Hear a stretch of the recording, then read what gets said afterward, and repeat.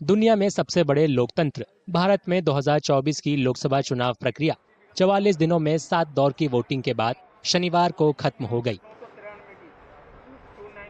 भारत की संसद के निचले सदन लोकसभा की 543 सीटों के लिए चुनाव लड़ रहे 8,000 से ज्यादा उम्मीदवारों की किस्मत दांव पर है।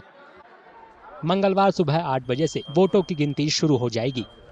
वोट इलेक्ट्रॉनिक वोटिंग मशीन या ईवीएम के जरिए डाले गए। ईवीएम का इस्तेमाल 2004 से किया जा रहा है। चुनाव अधिकारियों की देखरेख में वोट डाले जाते हैं। वोटर अपनी पसंद के उम्मीदवार के नाम के आगे वोट वाला बटन दबाकर वोट डालते हैं।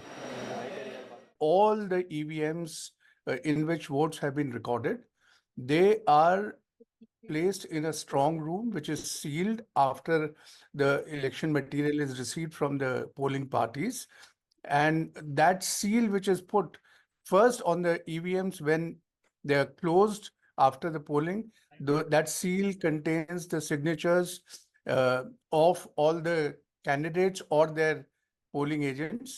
When they are put in the strong room after being sealed also has signatures of the authorized representatives of the parties. So once the counting process starts, the candidates are notified, the political parties are notified. This is as per the ECI instructions. And in their presence, the strong rooms are opened, the machines are brought to the room, counting hall. चुनाव आयोग वोटों की गिनती की निगरानी के लिए हर Lok Sabha seat के लिए रिटर्निंग अधिकारी तैनात करता है। उनकी मदद सरकारी कर्मचारी करते हैं। वोटिंग खत्म होने के बाद ईवीएम को सील कर कड़े पहरे में रख दिया जाता है। वोटों की गिनती वाले दिन सभी राजनीतिक पार्टियों के नुमाइंदों की मौजूदगी में उन्हें खोला जाता है।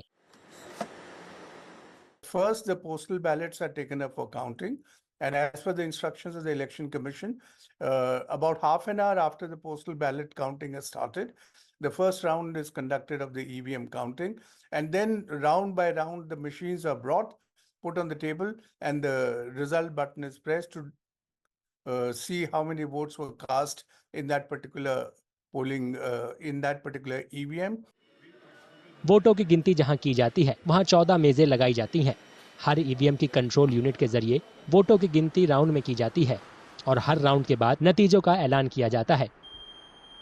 2013 में शुरू किया गया voter verification paper audit trail या वीवीपैट सिस्टम, हर वोट के लिए एक पेपर स्लिप निकलती है। वोटर को ये स्लिप दिखाई देती है। वोटों की गिनती शुरू होते ही शुरुआती रुझान और नतीजे आने शुरू हो जाएंगे। आखिरी नतीजे 4 जून की रात या 5 जून की सुबह तक आने की उम्मीद है।